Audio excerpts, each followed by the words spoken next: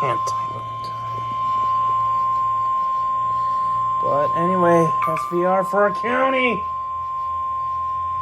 The National Weather Service in Milwaukee-Sullivan has issued a severe thunderstorm warning for eastern Greene County in south-central Wisconsin, southwestern Walworth County in southeastern Wisconsin, Rock County in south-central Wisconsin, until 11:45 p.m.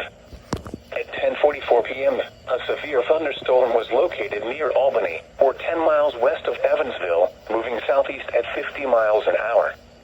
Hazard, 60 miles an hour wind gusts and quarter-size hail. Source, radar indicated.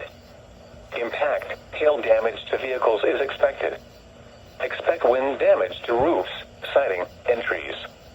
Locations impacted include Janesville, Beloit, Delavan, South Beloit, Evansville, Brodhead, Belleville, Clinton, Darien, Orfordville, Brooklyn, Monticello, Albany, Footville, Newark, Magnolia, Dayton, Tiffany, Hanover, and Avalon. People attending farmers market in Beloit should seek safe shelter immediately. For your protection, move to an interior room on the lowest floor of a building.